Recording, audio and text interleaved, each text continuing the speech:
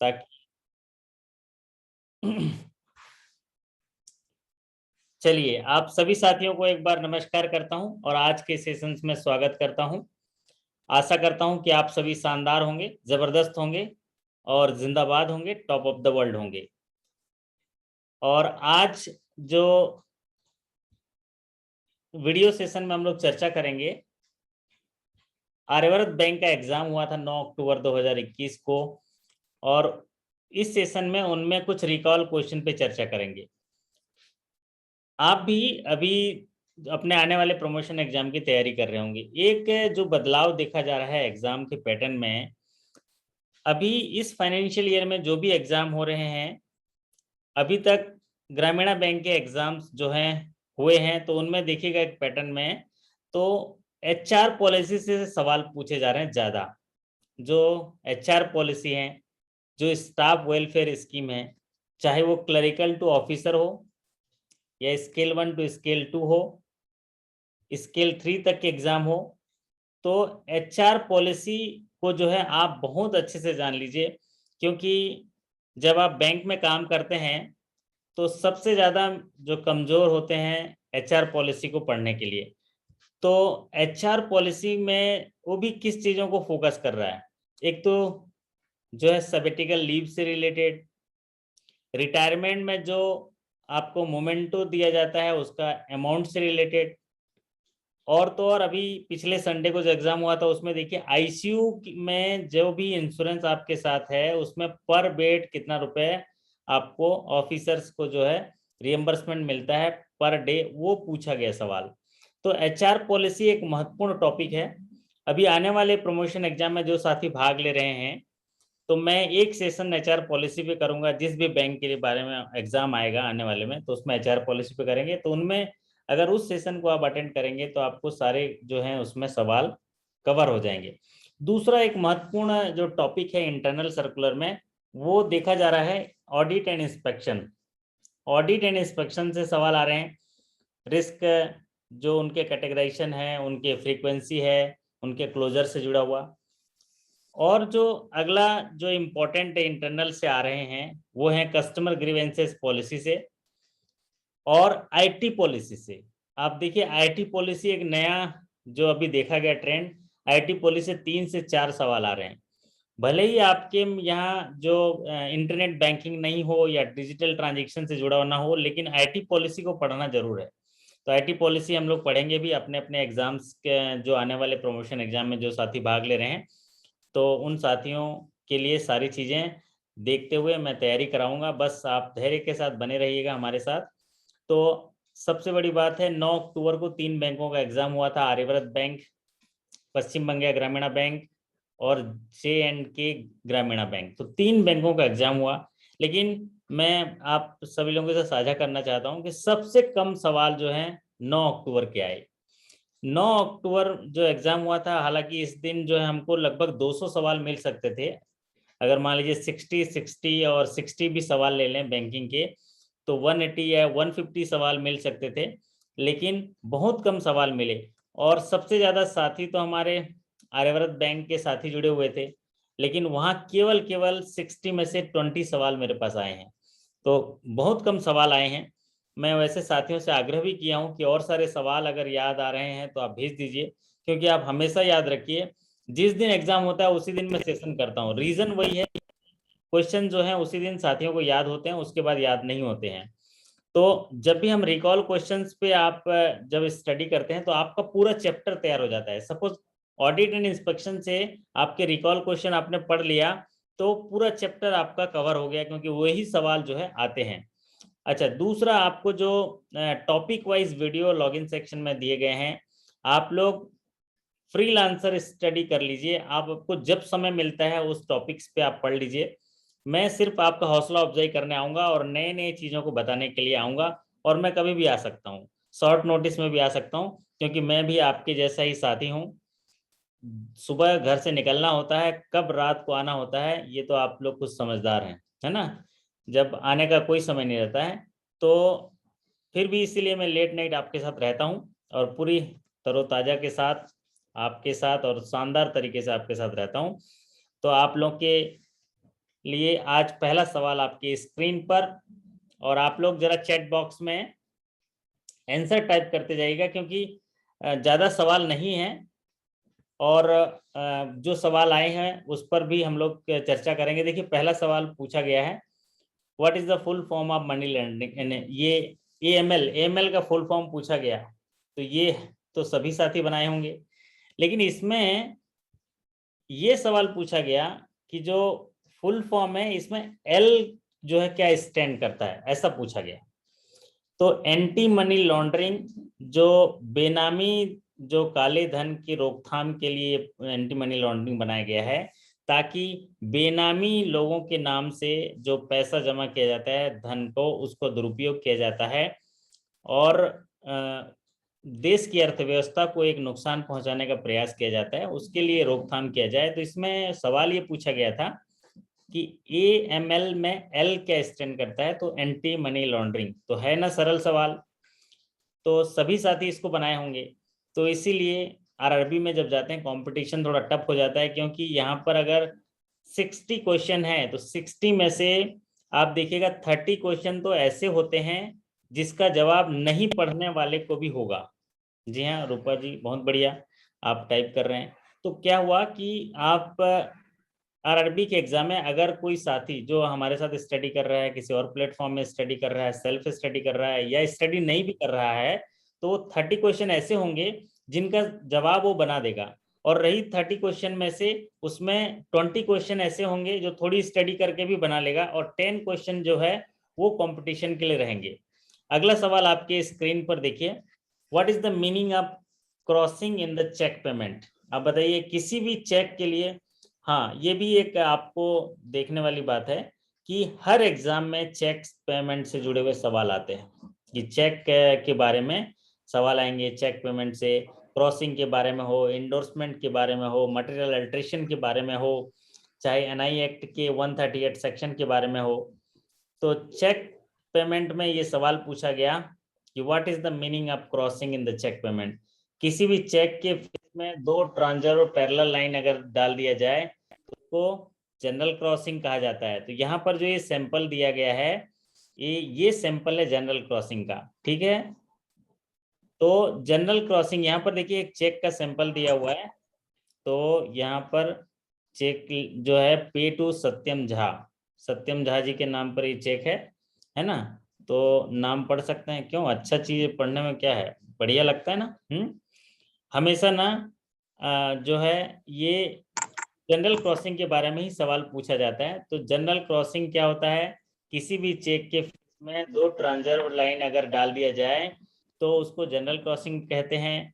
और इसका जो मतलब होता है वो इंस्ट्रक्शन ऑफ पेमेंट होता है। इंस्ट्रक्शन ऑफ पेमेंट होता है कि उसका इंस्ट्रक्शन पेमेंट जो है अब वो नगद में नहीं किया जाएगा, जिसको लिखा गया है उसी को ही पेमेंट किया जाएगा, इसका ये मतलब होता है। इंस्ट्रक्शन ऑफ पेमेंट रहता है कि जो क्रॉसिंग ऑफ चेक का मतलब होता है कि उसमें इंस्ट्रक्शन लिखा रहता है कि इस चेक का भुगतान जो है नगद नहीं किया जाएगा, इस चेक का भुगतान फला आदमी को किया जाएगा, ठीक है। अगला सवाल जो आया था ये सवाल, और केवाईसी एक ऐसा टॉपिक है जहां से हर एग्जाम में सवाल आने ही आने हैं। सवाल देखिए, re KYC of low risk customer is to be done in how many years. KYC हमको दोबारा केवाईसी करनी होती है, तो वो जो केवाईसी है रिस्क कैटेगराइजेशन के हिसाब से अलग अलग होता है। तो आप सभी साथी जो हैं बहुत ही सौभाग्यशाली हैं कि केवाईसी जो है ऐसा टॉपिक है जो बैंकर्स के लिए सबसे पहले कोई कस्टमर जुड़ता है तो वो पहला काम करना होता है। तो फिर भी अगर सिर्फ बैंक में काम करने वाला केवाईसी के बारे में नहीं जान पाएगा, केवाईसी के बारे में पढ़ना ही पड़ेगा। केवाईसी से जुड़े हुए बहुत सारे सवाल आते हैं, लेकिन ज्यादातर में से कॉमन सवाल ये आता है कि रिस्क कैटेगराइजेशन जो है हिसाब से री केवाईसी कब की जाती है। तो रिस्क जब लो रिस्क है तो उनकी दोबारा केवाईसी मांगा जाएगा वो 10 सालों में, मीडियम रिस्क में 8 सालों में, और हाई रिस्क में जो है 2 ईयर्स में। तो जो पॉलिटिकली एक्सपोज पर्सन हैं, बुलियन ज्वेलर्स हैं, सोसाइटी के हैं, क्लब के हैं, एनजीओस के हैं, ये हाई रिस्क कैटेगराइज होते हैं। और हाई रिस्क के जो कस्टमर्स होते हैं उनमें केवाईसी 2 सालों बाद मांगा जाता है। अगर केवाईसी नहीं जमा किया तो खाते को फ्रीज किया जाता है, 3 महीने की नोटिस दी जाती है।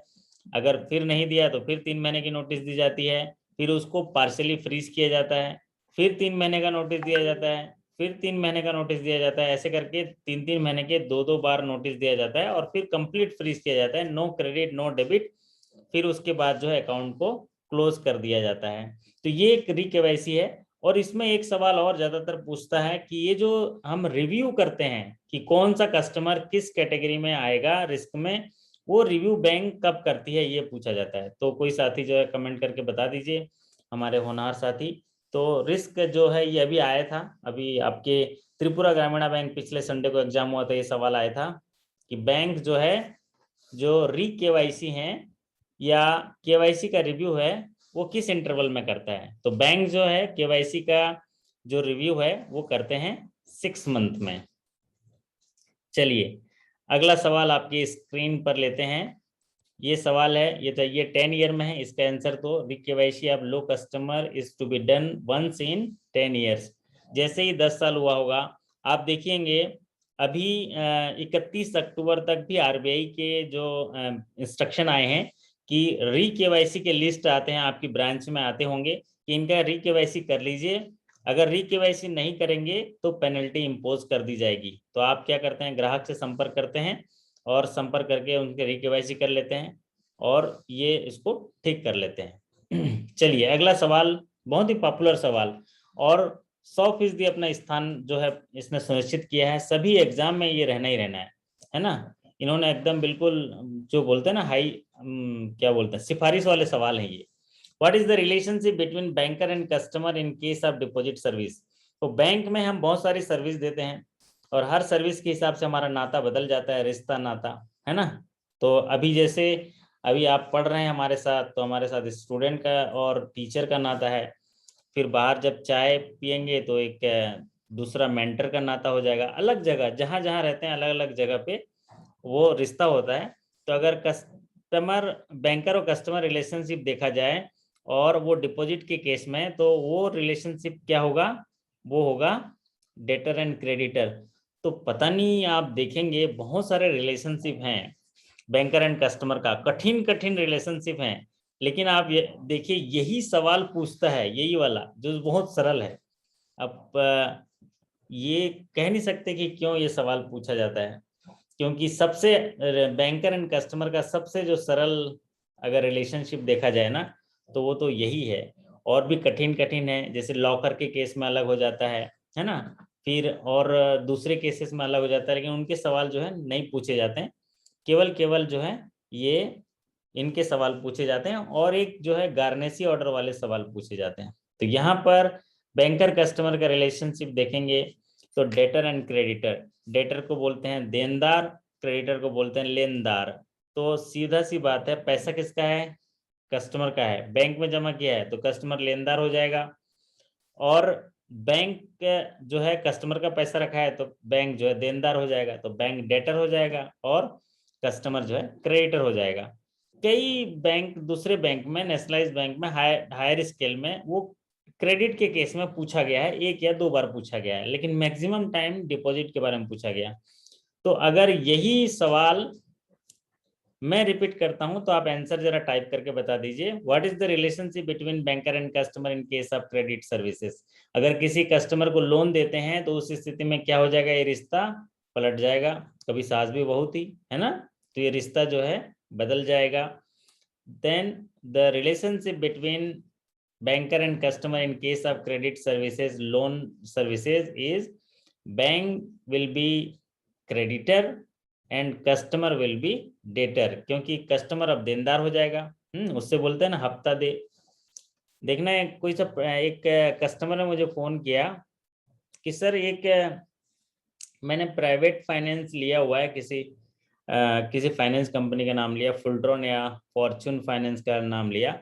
तो वहाँ हर महीना जो 3-4 लोगों का फोन आ जाता है ड्यू डेट से 3 दिन पहले, इतना फोन आता है और वो 1 हफ्ता पहले ही फोन कर देते हैं। वो बोलते हैं सर आपका हफ्ता ड्यू हो रहा है, हफ्ता ड्यू हो रहा है, कब पटाएंगे। तो वो बोले सर ये हफ्ता क्या होता है। अब मैंने कहा उनको बोलो हफ्ता नहीं होता, ये महीना होता है, महीना महीना महीना देना होता है। किस्त जो होता है ईएमआई को वो हफ्ता बोलते हैं। अब पता नहीं, मैं भी पूछूंगा किसी दिन फोन करके कि हफ्ता क्या होता है। वो एक्चुअल में ईएमआई मांगते हैं, उसको बोलते हैं हफ्ता। चलिए अब बढ़ते हैं अगले सवाल पर। अगला सवाल आपके स्क्रीन पर, यहाँ पर तो हो गया डेटर एंड क्रेडिटर हो गया। तो the relationship between banker and customer is debtor and, अच्छा गुजरात में भी हफ्ता बोलते हैं, अच्छा ये बढ़िया है। हफ्ता, हफ्ता मतलब तो हफ्ता हफ्ता हफ्ता जो देना होता है ना वीकली, अगर ईएमआई होगा तो। लेकिन अब पता नहीं, वो मुंबई वाले, मुंबई से फोन आता है बोलते हैं, मुंबई से फोन आता है और बोलते हैं कि आप अपना हफ्ता कब पटा रहे हो। तो ठीक है भाई, हफ्ता कैसे पटाएंगे, हम महीना पटाएंगे। चलिए अगला सवाल आपकी स्क्रीन पर है, what is the full form of PMFBY। ये देखो फुल फॉर्म कितना सरल सा पूछ दिया कि फुल फॉर्म क्या है PMFBY। अब इसका आंसर क्या होगा, आंसर तो सामने स्क्रीन पर है आपके। प्रधानमंत्री फसल बीमा योजना भारत सरकार की बहुमुखी और महत्वाकांक्षी योजना, प्रधानमंत्री फसल बीमा योजना। जितने भी जो किसान हैं वो फसल उगाते हैं, बहुत सारा मेहनत करते हैं, अपना पूरा जी जान लगाते हैं, और उन अगर इसमें कोई नुकसान हो जाता है तो उसके जो नुकसान है उसको भरपाई करने के लिए प्रधानमंत्री फसल बीमा योजना 2016 अप्रैल में इसकी शुरुआत की गई थी। और इसमें रबी, खरीफ और जो एनुअल क्रॉप है उनके लिए जो है वो प्रीमियम लेके इनमें क्रॉप इंश्योरेंस किया जाता है। तो इसमें जो उनका जो लॉस होता है उसकी भरपाई की जाती है। तो यहाँ पर फुल फॉर्म पूछा गया था प्रधानमंत्री फसल बीमा योजना का। तो प्रधानमंत्री फसल बीमा योजना के तहत ये जो भी लोन लेते हैं उनको जो है इंश्योरेंस किया जाता है। और इसमें जो युद्ध होने पर या वार या न्यूक्लियर एक्शन हुआ तभी अगर लॉस होता है तो कवर नहीं होता है, अदरवाइज जो लोकल कैलेमिटीज होते हैं और जो क्रॉप लॉस हो जाता है, अगर क्रॉप काट के घर ले जा रहे हैं, घर पे कहीं रखे हैं, गोडाउन में रखे हैं, वहाँ भी लॉस हो जाता है, तो ये सारे कवरेज उनको इंश्योरेंस में मिलता है। अगर रबी क्रॉप है तो उसका premium 1.5% of the some insured होता है। अगर खरीफ है तो 2% ऑफ द सम इंश्योर्ड होता है। और अगर एनुअल क्रॉप है तो 5% ऑफ द सम इंश्योरेंस होता है। ये साधारण सी जानकारी है। ज्यादातर प्रीमियम के बारे में सवाल पूछता है कि प्रीमियम कितना होगा, लेकिन ये फुल फॉर्म भी पूछा गया है प्रधानमंत्री फसल बीमा योजना का। चलिए अगला सवाल, ये भी सवाल 100% अपना स्थान बनाए हुए हैं, है ना। What is the relationship between banker and customer in case of garnishee order. तो देखिए हम लोग कितना रिश्ता निभाते हैं, हर छोटे से छोटे गतिविधि में एक हम नया रिश्ता बन जाता है। तो सारे रिश्तों को जान लेंगे धीरे धीरे करके। एक सेशंस भी मैंने रखा हुआ है, वीडियो भी बनाया हुआ है कि कौन कौन सा रिलेशन होता है, हम लोग कहाँ कहाँ कैसा कैसा हमारा रिलेशन बनेगा। तो the relationship between banker and customer in case of garnishee order, क्या होता है। हाँ बेटा पढ़ लो। चलो ये देखिए बैंक के आए, बढ़िया। हाँ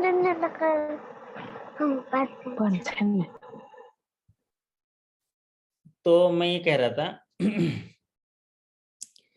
कि जो रिलेशनशिप होता है, हाँ ये क्या है, देखिए ये बैंक है, पीछे दिख रहा होगा स्क्रीन में आपको, बैंक है। तो बैंक में अगर कोई ग्राहक जो है पैसा जमा करता है तो ग्राहक हो जाएगा क्रेडिटर और बैंक हो जाएगा डेटर, ठीक है, संबंध वैसा हुआ। लेकिन अब क्या हुआ कि ये जो बैंक में पैसा रखा है ना, ये जो बैंक में पैसा रखे हैं सत्यम झा जी, बैंक में उनका लाखों रुपए है, ठीक है, लाखों रुपए है, सत्यम झा जी का अकाउंट है। लेकिन ये विनीत रंजन जी से उधारी लिए हुए हैं बाहर, है ना, कोई सौदा हुआ है उनका डीलिंग विनीत रंजन जी से, और उनको वो पैसा नहीं दे रहे हैं। तब विनीत रंजन जी जो है उनसे लड़ाई करने तो जाएंगे नहीं, क्योंकि कानून को वो अपने हाथ में लेंगे नहीं। तो वो क्या करते हैं विनीत रंजन जी, ये न्यायालय की शरण में जाते हैं, बोलते हैं न्यायालय को कि माननीय न्यायालय, जज साहब मुझे न्याय दिला दीजिए, मेरे साथ अन्याय हुआ है। तो बोलते हैं क्या अन्याय हुआ है, मेरा पैसा सत्यम झा जी ले गए हैं और वो पैसा दे नहीं रहे हैं, तो ऐसा कुछ उपाय करिए, मेरे को न्याय दिलाए, मेरी रिकवरी करा दीजिए।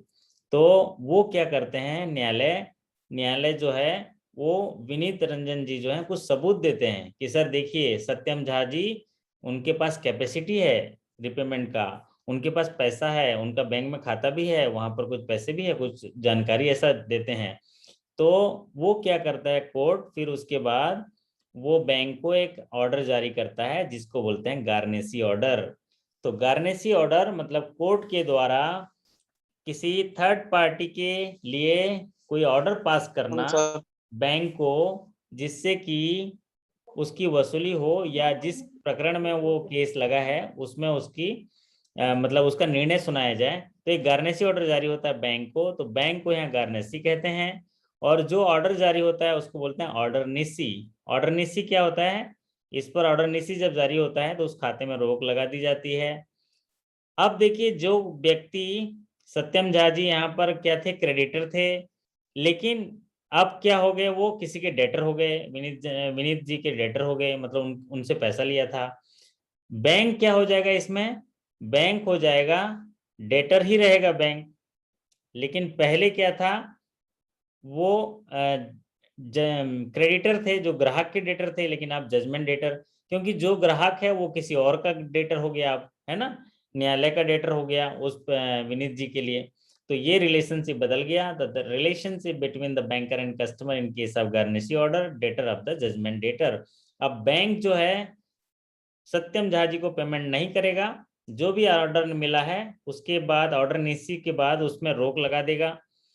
जिस समय ऑर्डर मिला था उस ऑर्डर के समय जो है वो जितने राशि था उसको होल्ड कर देगा, फिर ऑर्डर एब्सोल्यूट जारी होगा। ऑर्डर एब्सोल्यूट का मतलब ये हुआ कि आप पैसे का भुगतान कर दीजिए। तो कोर्ट का ऑर्डर तो हम बिल्कुल मानना पड़ता है हमको, कोर्ट में जो ऑर्डर लिखा है उसको शब्द सह पढ़ के उसका अनुपालन करना होता है, नहीं तो कोर्ट की अवमानना का क्या हाल होता है आप जानते हैं। ठीक है, चलिए अब बात करते हैं अगले सवाल पे। ये सवाल तो तीनों एग्जाम्स में आए थे, त्रिपुरा ग्रामीण बैंक में भी आया था, यहाँ पर आर्यव्रत बैंक में भी आया था, J&K बैंक में भी आया था, और पश्चिम बंगाल ग्रामीण बैंक में भी आया था। तो ये सवाल पूछा गया है कि SARFAESI action is not applicable on which of the following loan. तो कुछ लोन्स दिए गए थे, उनमें सरफेसी एक्शन किस में नहीं लगेगा। जैसे मैं यहाँ पर ऑप्शन दिया था, एजुकेशन लोन, है ना, हाउसिंग लोन, और कोई सा लोन था, कुछ कुछ MSME लोन, फिर एग्रीकल्चर लोन। तो किसी साथी ने, विश्वजीत जी ने ही पूछा था कि सर एजुकेशन लोन में भी तो सरफेसी कैसे लगेगा, क्योंकि वहां पर तो माइनर के लिए लगता है, या सिक्योरिटी तो लेते नहीं। तो एक्चुअल में एग्रीकल्चर लैंड पे सरफेसी जो है नहीं चला जा सकते, जहां पर खेती किसानी की जा रही है वो लैंड पे सरफेसी जो है एप्लीकेबल नहीं है। लेकिन जहां एजुकेशन लोन है और वहां पर मॉर्गेज रखा गया है 7.5 लाख से ऊपर के लोन पे, तो उस मॉर्गेज पे सरफेसी चलेगा, इसलिए एजुकेशन लोन वहां का आंसर नहीं रहेगा, और वो जो है एग्री लोन पे जो है टिक होगा, एग्रीकल्चर लोन पे। तो ऐसा आप स्पेसिफिक उसको सर्टेन लिमिट नहीं देता है एग्जाम में, तो बेस्ट अप्रोप्रिएट। आप JIB का एग्जाम अभी पास किए हो विश्वजीत जी, उसमें देखे ना कि एक सवाल रहता है उसके 4 आंसर रहते हैं, तो सभी सही लगते हैं, है ना, सभी सही हैं, लेकिन क्या बोलता है वो, मोस्ट अप्रोप्रिएट सही कौन सा है, तो मोस्ट अप्रोप्रिएट जो सही है उसको टिक लगे, ये सही होगा। चलिए अब बात करते हैं कि अगला सवाल, ओप्पो A54, अच्छा, तो श्रीमंत जी बोल रहे हैं ऑडियो नहीं आ रहा है, श्रीमंत जी हाथ हिलाइए, फिर हाथ हिलाइए। Okay sir. ओके है, ऑडियो तो बिल्कुल ओके है हमारे, देखो विश्वजीत जी से पहुंच रहा है, तो उनको क्यों नहीं पहुंच रहा है, उनके सेट में कुछ परेशानी होगी, या उन्होंने हो सकता है हाँ ऑडियो वगैरह कनेक्ट नहीं किया होगा। चलिए, तो अगला सवाल यहाँ पर जो आंसर था ये क्या होगा, एग्रीकल्चर लैंड होगा, लोन अगेंस्ट एग्री लैंड। चलिए अब बात करते हैं अगले सवाल पर। अगला सवाल आपकी स्क्रीन पर है, ये पूछा गया सवाल, what is the transaction code, what is the transaction code for multiplicity check of saving account. तो देखिए मैंने यहाँ पर एक चेक दिखाया है आपको, और यहाँ पर मैंने आपसे सवाल पूछ लिया। तो ये सत्यम झा जी 10 लिखते हैं, तो 10 जो है वो पहले था सत्यम जी, वो पुराने चेक पे था, अब पुराना चेक तो बंद हो गया ना, कि नॉन सीटीएस चेक थोड़े नहीं लेते हैं आप, नॉन सीटीएस चेक नहीं लेते। हाँ रितेश जी सही जवाब दे रहे हैं। देखिए मैंने पीछे स्क्रीन पर भी ये चेक लगाया, उसमें देखिए कितना दिख रहा है, ये देखिए ये वाला हिस्सा 31 दिख रहा है ना। तो ये सेविंग का चेक है, ये सैंपल एक लिया स्टेट बैंक से उठाया है हमने। तो यहाँ पर देखिए ये है चेक का जो है, चेक नंबर के बाद ये जो आखिरी में है 31, ये ट्रांजेक्शन कोड है। और जो 10 आपने लिखा है वो भी सही है सेविंग का, लेकिन वो पहले वाले चेक थे ना शुरू में, वो उसके लिए था, जब नॉन सीटीएस है उसके चेक लिए थे उसमें था। चलिए, what is the transaction code for multiplicity check? तो वो होगा 31 ये होगा। तो उसके लिए चेक के लिए भी एक मैंने सेशन पूरा रिकॉर्ड किया हुआ है, वो सेशंस को देख लीजिएगा। सारे अलग अलग डिफरेंट डिफरेंट जो पेमेंट होते हैं उनके लिए अलग अलग चेक होते हैं, कोड होते हैं। चलिए, अब देखिए अभी आवाज आने लगी है हमारे श्रीमंत जी को, हाथ हिलाकर थोड़ा कंफर्म करिए श्रीमंत जी, मेरी आवाज अब तक पहुंच रही है ना? थोड़ा हैंड से, अच्छा वाह ये तो बढ़िया पहुंच रही है, आप तो अभी पहुंच रही है। चलिए अगला जो है यहाँ पर सवाल लेते हैं, what is the equitable mortgage?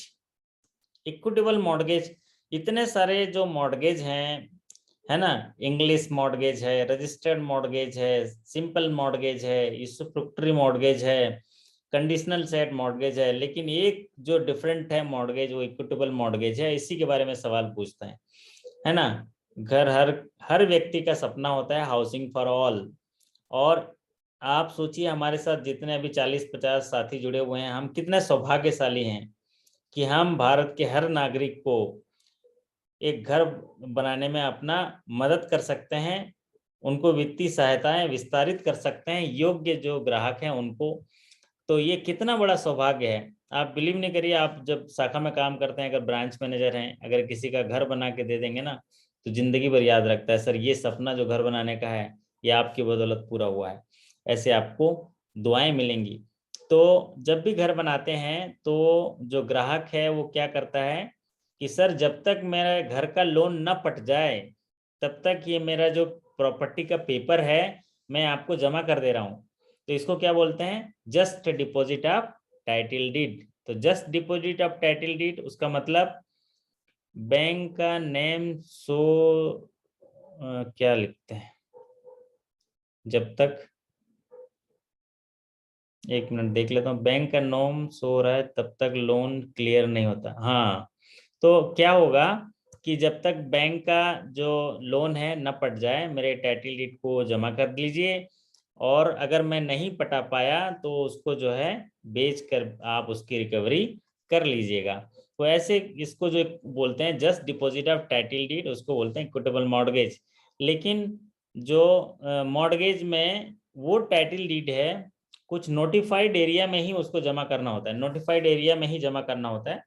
तो वो नोटिफाइड एरिया जो है स्टेट गवर्नमेंट डिसाइड करता है कि कहाँ पर ये टाइटल डीड जमा करेंगे, तो वो वैलिड सिक्योरिटी ट्रांजैक्शन होगा, वैलिड होगा, अदरवाइज नहीं होगा। तो ऐसे स्टेट गवर्नमेंट द्वारा डिसाइड किया जाता है जगह। इसीलिए आप देखिएगा जो रूरल जगह में काम करते हैं, जैसे वहाँ पर रूरल जगह में ये ईएम नहीं होता है, थोड़ा सा सेमी अर्बन या जहाँ पर भी नोटिफाइड एरिया स्टेट गवर्नमेंट के द्वारा, वहाँ पर ये ईएम होता है। एक सवाल भी आया था पिछले दिनों कि ये जो इक्विटेबल मॉर्गेज किए जाते हैं उसके लिए notified area is decided by whom, किसके द्वारा डिसाइड किया जाता है? सेंट्रल गवर्नमेंट, रिजर्व बैंक, है ना, स्टेट गवर्नमेंट या बैंक इटसेल्फ। तो वो कौन डिसाइड करता है? State government, state government decide करता है। अगला सवाल आपके स्क्रीन पर, goodwill is which type of asset? तो गुडविल है, इसमें एसेट कौन सा? किसी भी फर्म के बैलेंस शीट के दो हिस्से होते हैं, एक तो एसेट होता है, एक लाइबिलिटी होता है। लाइबिलिटी मतलब जाने वाला पैसा, किसी और का पैसा है। एसेट्स मतलब फर्म का पैसा। तो लाइबिलिटी तीन तरह के होते हैं, एक होता है नेटवर्थ होता है, एक होता है करंट लाइबिलिटी, एक होता है लॉन्ग टर्म लाइबिलिटी। तो नेटवर्थ क्या होता है? मालिकों का पैसा या बिजनेस से कमाया गया प्रॉफिट बिजनेस में लगा दिया गया हो, उसको बोलते हैं नेटवर्थ। किसी कंपनी को चलाने के लिए जो मालिकों का पैसा है या बिजनेस में कमाया गया प्रॉफिट बिजनेस में लगा दिए तो उसको बोलते हैं नेटवर्थ। ये लाइबिलिटी है ना, क्यों? क्योंकि वो मालिकों का पैसा है। दूसरा करंट लाइबिलिटी, करंट लाइबिलिटी मतलब बाहर से लिया गया पैसा जो 1 साल के अंदर चुकाना हो उसको बोलते हैं करंट लाइबिलिटी। और एक होता है लॉन्ग टर्म लाइबिलिटी, वो होता है बाहर से लिया गया पैसा, amount taken from outsider and repayable with in repayable after 1 year. बाहर से लिया गया ऐसा पैसा जो उस बैलेंस शीट से 1 साल के बाद में चुकाना हो उसको बोलते हैं लॉन्ग टर्म लाइबिलिटी। तो लाइबिलिटी के 3 हिस्से होते हैं, एक होता है net worth, current liability and long term liability. Asset के 4 हिस्से होते हैं, फिक्स्ड एसेट होता है, करंट एसेट होता है, नॉन करंट एसेट होता है और इंटेंजिबल एसेट होता है। तो गुडविल क्या है? गुडविल जो है आपका दिखता नहीं है लेकिन गुडविल आपके लिए बिजनेस बढ़ाने में काम करता है। सपोज उस इलाके में जहां पर हमारे श्रीमंत जी काम करते हैं वहां पर अगर जितने भी सर्विस एरिया में अगर उनका गुडविल है कि यार जाइए उस सेंट्रल बैंक ऑफ इंडिया में जाइए आपका काम हो जाएगा, तो ये क्या काम कर रहा है? गुडविल काम कर रहा है ना, गुडविल काम कर रहा है। तो जब गुडविल काम करता है तो आपका बिजनेस बढ़ता है। इसलिए कौन सा एसेट है? इंटेंजिबल एसेट है, जिसका कोई फिजिकल एग्जिस्टेंस नहीं है लेकिन बिजनेस बढ़ाने में प्रॉफिट बढ़ाने में आपका काम करता है, उसको बोलते हैं इंटेंजिबल एसेट। तो इंटेंजिबल एसेट्स में गुडविल है क्योंकि ये दिखता नहीं है, फिजिकल एग्जिस्टेंस नहीं है, लेकिन आपके बिजनेस बढ़ाने के लिए काम कर रहा है, आपका प्रॉफिट बढ़ा रहा है, इसलिए उसको गुडविल बोलते हैं। तो साथियों ये आज कुछ 10 क्वेश्चन मैं तैयार कर पाया क्योंकि मैं आया ही था 10 बजे, लेकिन फिर भी मैं आप लोगों के हौसला अफजाई करने के लिए मैं आपके बीच आधा घंटा आ गया। हम 10:30 बजे आए थे, अभी 11 बजे हैं।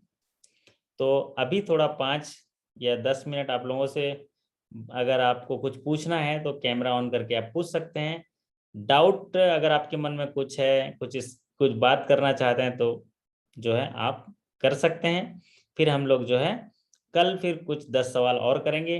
डेली अगर आप 10-10, 15-15 सवाल भी आपके अंदर ले जाते हैं मस्तिष्क में तो बहुत बड़ी बात हो जाएगी। तो चलिए अब मैं सेशंस को ओपन करता हूँ। जो भी साथी कुछ बात करना चाहते हैं तो बात करिए। वाह ये मजा आया रेडमी साहब। यस, लाइट वाइट ये देखिए बढ़िया एकदम है, मूवी देखे टाइप का है। कहाँ है पॉपकॉर्न, कहाँ है? चलिए, तो कुछ साथी जुड़े हैं यहाँ पर, श्रीमंत जी, विनीत रंजन जी। हाँ विनीत जी कैसे हैं? उज्ज्वला मैडम नमस्ते। चलिए लेडीज फर्स्ट आपसे बात करते हैं, कैसी तैयारी चल रही है?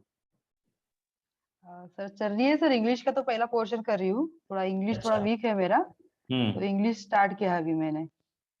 बहुत लास्ट ईयर बढ़िया। के जैसे आईबीपीएस के है ना, वो बुक लेके आई इंग्लिश के आईबीपीएस की लास्ट ईयर की तो वो कर रही शुरू अभी। अच्छा है। वैसे इंग्लिश के जो आईबीपीएस क्लर्क के जो लेवल है उससे भी सरल आता है प्रमोशन एग्जाम का, है ना। ओके सर, हाँ। आईबीपीएस क्लर्क का कठिन रहता है, उससे भी सरल आता है, लेकिन आप हम्म। अच्छा कर रहे हैं। कठिन कर लेंगे तो उसमें से बहुत सारी चीजें आपके लिए आसान हो जाएंगी। कवर हो जाए, तो यस सर। इंग्लिश के लिए जैसा कि बहुत सारे साथी भी बोले हैं कि कुछ सेशंस करेंगे, तो जरूर मैंने सोचा है कि 5 सेशन कम से कर लूं, क्योंकि 5 भाग से इंग्लिश के सवाल आते हैं।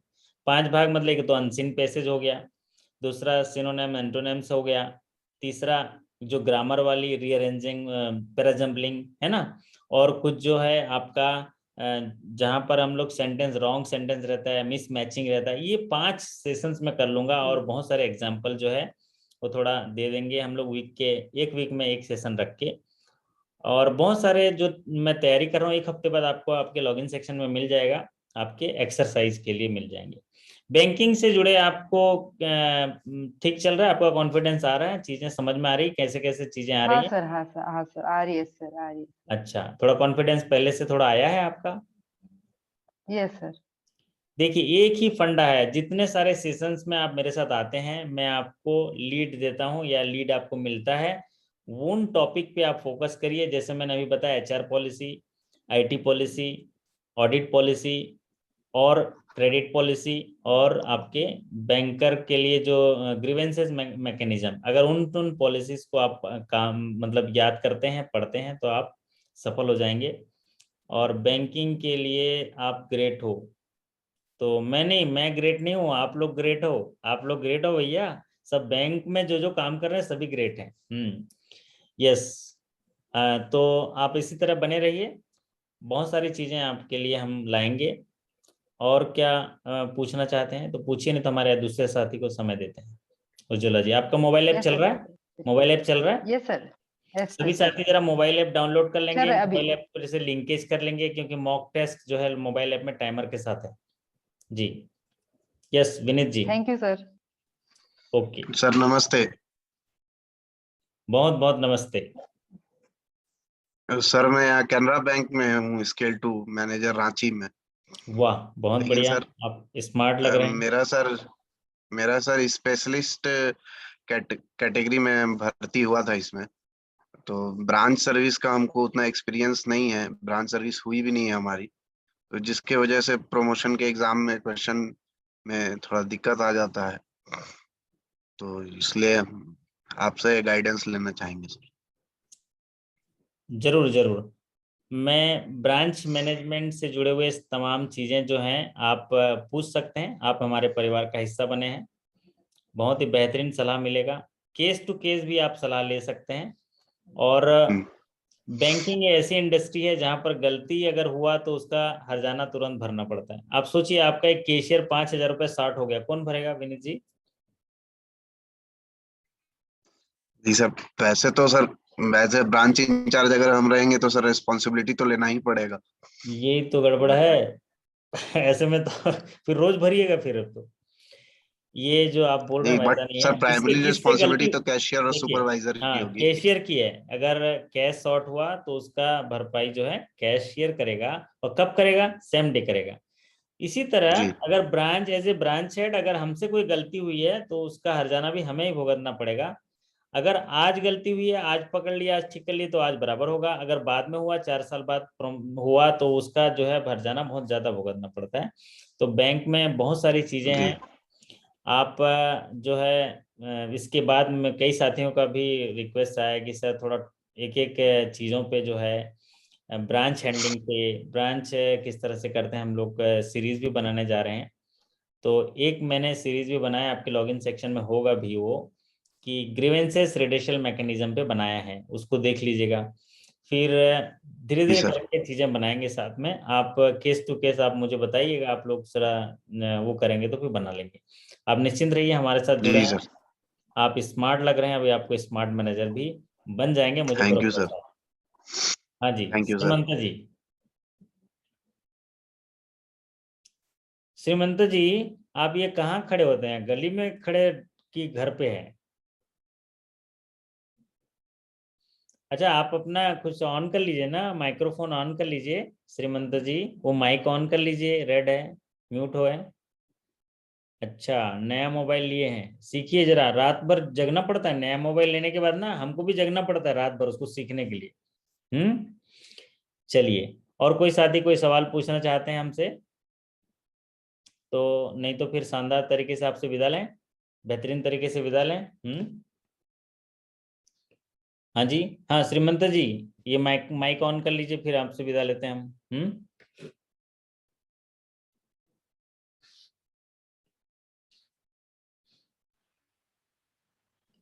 अभी हमारे कई साथी जो हैं, जो नए नए ज्वाइन किए हैं, उनसे मैं कहूँगा कि लॉगिन सेक्शन में बहुत सारी चीज़ें हैं। आप एक एक सेक्शन जो है आप डेली करते रहिएगा, और बाकी चीज़ें मैं बताते चलूँगा आपको। सर तो इंटरव्यू के लिए सेशन करिए। अच्छा, हाँ नाम बताइए जरा, कौन बोल रहे हैं? विश्वजीत।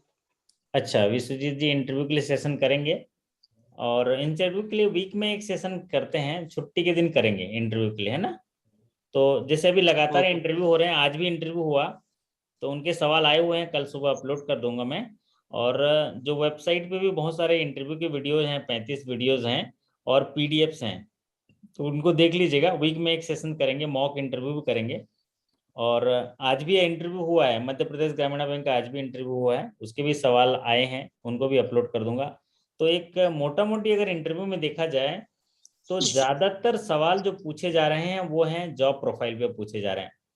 आज जो साथियों से सवाल पूछा गया, ये पूछा गया कि आप जो काम देखते हैं, आप बताइए 6 साल की आपकी नौकरी हो गई, आपने ऐसा कौन सा काम है जिसको आप याद रखना चाहते हैं, अच्छा काम कौन सा किया है, ऐसे सवाल पूछा गया।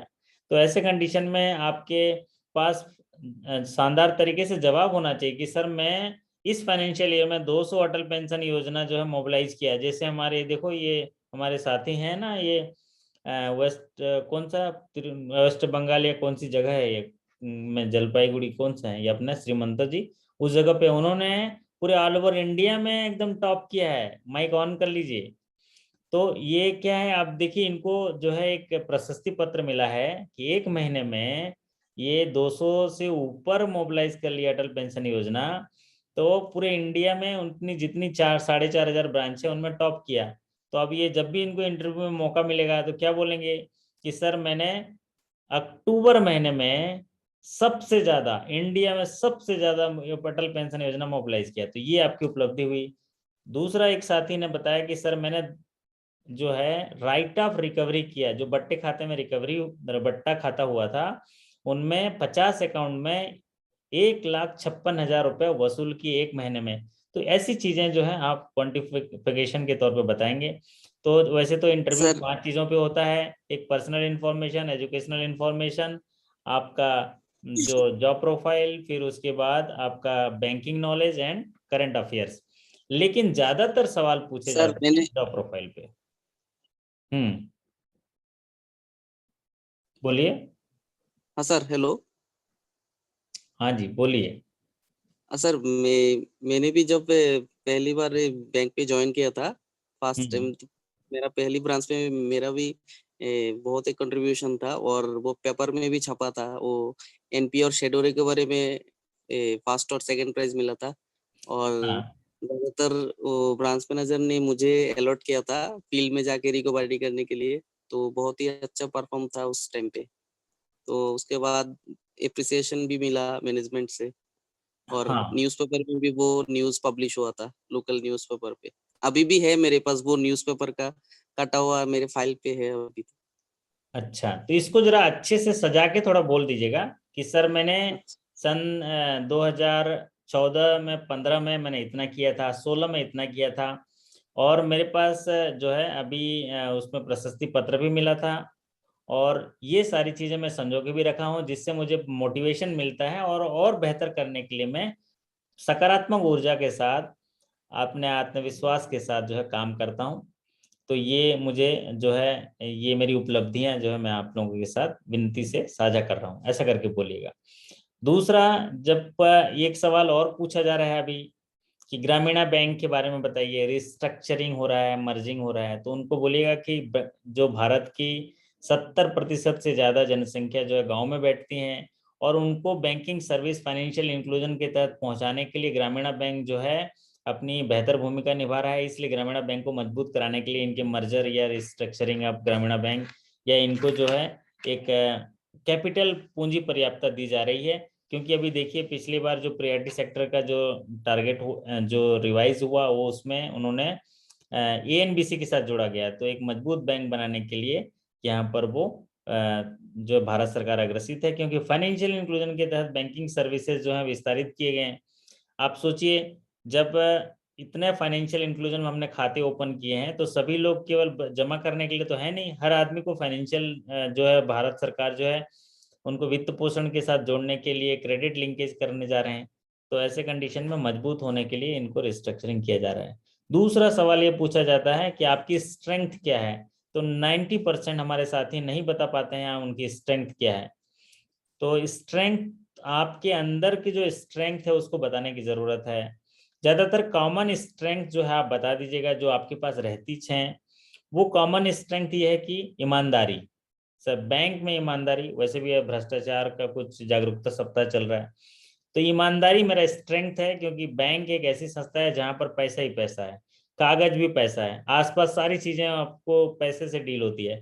तो आप बोलिएगा सर ईमानदारी मेरा स्ट्रेंथ है, क्योंकि जो बैंक में अगर एथिक्स प्रॉपर ना हो, अगर उसकी ईमानदारी के नीति नियमों का पालन ना हो, तो यहाँ पर जो है आपको मजबूती प्रदान नहीं होता काम करने के लिए। दूसरा जो क्वालिटी होती है आपकी डेडिकेशन, डेडिकेशन होना चाहिए।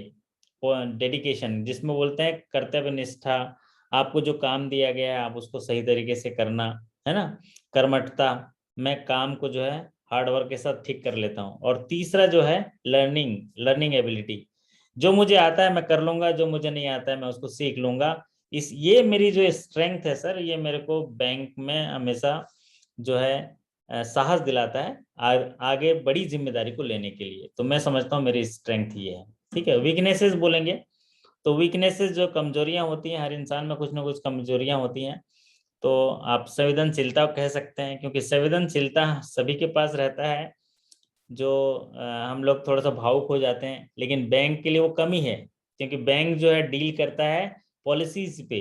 तो इसमें संवेदनशीलता, मानवता ऐसी टाइप का चीज नहीं है। ऐसे मानवता है तो थोड़ी ना किसी को लोन दे देंगे, है ना, कुछ पॉलिसी टर्म्स दिया रहता है।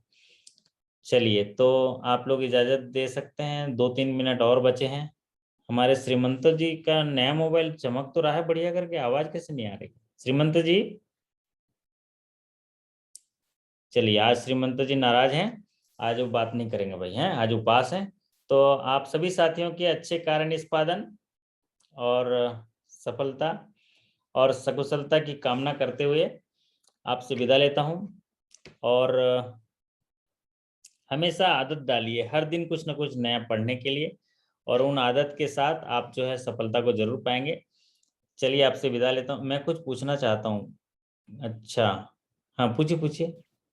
सर, जो हमारी जो ऐप है उसमें सर टेस्ट पेपर्स कहाँ पे आता है सर? जैसे जो प्रैक्टिस नाउ करके है उसमें हम जा रहे हैं तो वो ब्लैंक आ रहा है पूरा। अच्छा, तो विनीत जी जी आप उसके लिए सेपरेट बात करिएगा, मैं आपको लिंक नहीं जी कर सर। पाया हूँगा, है ना।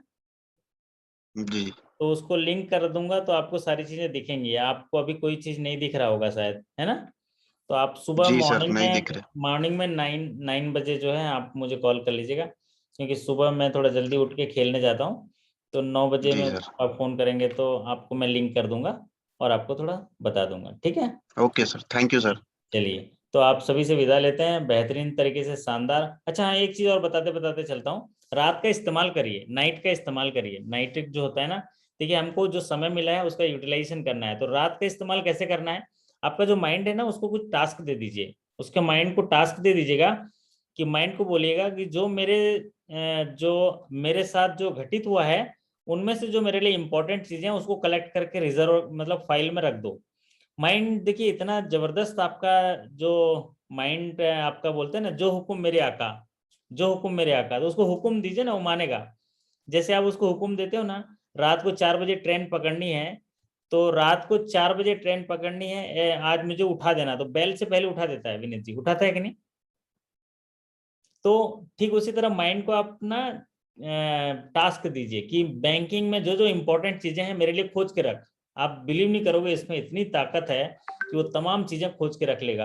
आप रात को सोने से पहले माइंड को ऑर्डर करके देगा, मेरे अंदर क्या क्या अच्छाई हैं सबको खोज के रख देगा, सुबह ला के रख देगा। तो माइंड आपका जो है, जो हुक्म मेरे आका, मतलब उसको जो बोलोगे ना वो करके देगा। और आप इसको आजमा के देख लीजिए, लेकिन उसको हुक्म देना भी आपको सीखना पड़ेगा। तो आप सच्चे मन से उसको एक हुक्म दीजिए माइंड को, कि मेरे पास जो बैंकिंग चीज़ें हैं उनको जो है सही कर रिस्टोर करिए। कोई प्रॉब्लम है तो उसका सोल्यूशन खोजिए, सब चीज़ करेगा, क्योंकि आप सोते हो, आपका माइंड रात को नहीं सोता है। तो चलिए, अब हम सोने चले जा रहे हैं, सुबह जल्दी उठना होता है। और माइंड को कुछ टास्क देंगे, कुछ थोड़ा प्रेयर करके आप जो है सो जाइएगा। जीवन में सोने से पहले पवित्र मन से दोनों जो पैर हैं धरती पर टच करके, सच्चे मन से आप ईश्वर से प्रार्थना जरूर कर लीजिएगा कि आज का शानदार दिन देने के लिए आपका धन्यवाद, मुझे भाग्यवान बनाने के लिए आपका धन्यवाद, मुझे होनहार बनाने के लिए आपका धन्यवाद, मुझे बैंक में जॉब देने के लिए आपका धन्यवाद, मुझे ढेर सारी खुशियां देने के लिए आपका धन्यवाद, और वो तमाम चीजें मुझे देने के लिए आपका कोटि कोटि धन्यवाद। हे ईश्वर, आज के शानदार दिन के लिए, मेरा साथ देने के लिए आपका धन्यवाद। कल भी मेरे आज से बेहतर और शानदार मेरे साथ रहना। ऐसा करके आप प्रार्थना करके सोइएगा, और आपको जीवन में जो चाहिए उसके लिए प्रेयर कर लीजिएगा। और बोलिएगा, मेरे अपमान को सम्मान में बदल दीजिए, मेरे दुर्भाग्य को सौभाग्य में बदल दीजिए, मेरे रोज को योग में बदल दीजिए, मेरे रोग को निरोग में बदल दीजिए, मुझे कर्ज मुक्त कर दीजिए, मुझे संकट मुक्त कर दीजिए, मुझे ज्ञानवान बना दीजिए, मुझे सौभाग्यवान बना दीजिए। तो ये तमाम चीजें प्रार्थना करके जरूर आप जो है विश्राम करिएगा और उठते ही प्रार्थना करिएगा, क्योंकि एक परम शक्ति है पूरे धरती को चला रहा है। अगर उस परम शक्ति का थोड़ा हिस्सा भी आपके पास आ जाए तो आप चमत्कार करेंगे, और हम लोग जो भी चमत्कार कर पा रहे हैं उसमें श्रेय उन्हीं का है। तो उनको जो है प्रार्थना करके सोइएगा, आपकी सारी सफलताएं, सारी चीजें जो हैं वो प्रदान करेंगे। ये हम चार्जर है हमारे, ठीक है, जिस तरह मोबाइल है ना, मोबाइल को ये चार्जिंग में लगा देते हैं, ठीक उसी तरह हमारा ये मोबाइल है पूरा शरीर, इसको चार्जिंग में लगाना है और उसका चार्जर जो है प्रार्थना है, प्रेयर है। चलिए, आप सभी के सफलता की शुभकामनाएं करते आपसे विदा लेता हूँ। कल फिर मिलेंगे बेहतरीन दिन के साथ। आप सभी को नमस्कार। Thank you so much. Sir.